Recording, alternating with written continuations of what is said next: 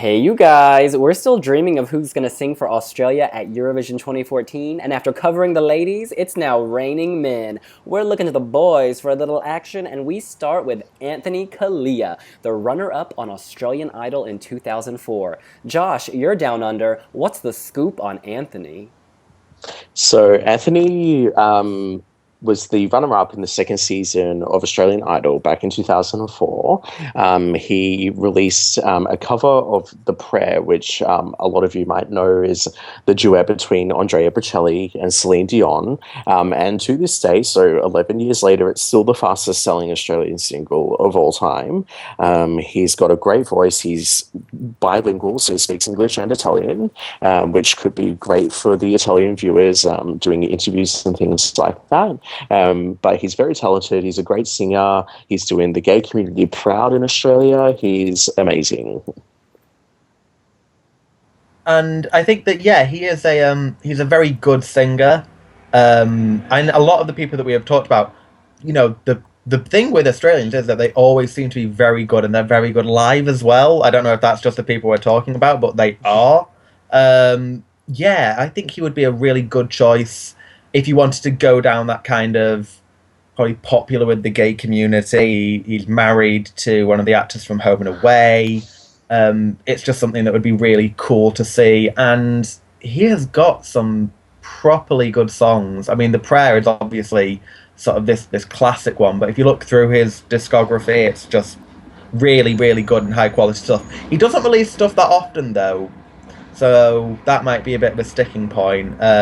Or I know he's done a lot of work with Tina Arena, who we've already talked about. So that could be an amazing duet. Like, get your two biggest superstars in Australia and throw them together. That would be perfect for Eurovision. And you know what? If you're going to put a male singer with Tina Arena, it needs to be a homosexual because she is a MILF and you do not want her distracting the other half of her duo. Now, let me tell you this. Anthony is also a good person. I just did a quick YouTube search, and he performed at the Special Olympics in 2013. He's down with people with special needs, and I really respect that. He's got this voice that is so powerful. You mentioned that he speaks multiple languages. He's a man of many tongues, but he's a man of many styles, many registers. His range is huge. I mean, that cover of The Prayer, I'm sorry, Celine Dion needs to be quaking in her boots because he brought it. And it takes a lot of confidence to take on Celine, and he did that. So he can certainly handle the Eurovision stage. Definitely. I mean, Anthony and Tina Arena have done a lot of work together, and going back, I think they would be amazing on the Eurovision stage together. And she did a show a couple of years ago. She did a tour around Australia, and he tagged along in that show, and they did The Prayer together.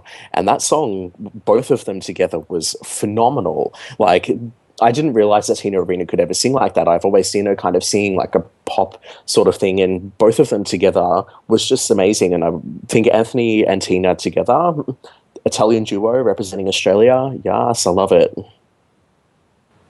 And I really, he can do a lot of different genres. I know he did the, was it Addicted to You was his other kind of single from a few years ago.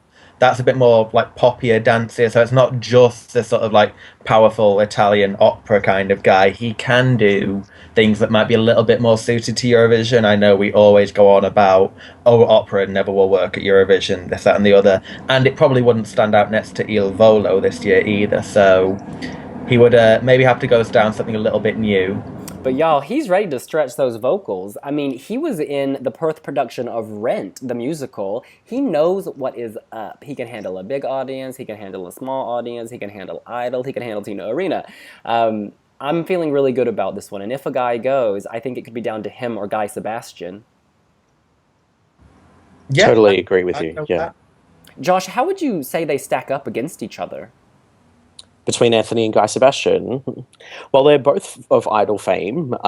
Guy won the first season, and then Anthony came second in the second season. But they've both had equal success. They're both very different artists. I have to add that. Like, Guy is very pop, very R&B. He's very current, I guess. And he's had success spawning over a long period of time by releasing a lot of music constantly, whereas Anthony hasn't really done that. But I think they're both very talented, but they both bring two completely different styles to Eurovision.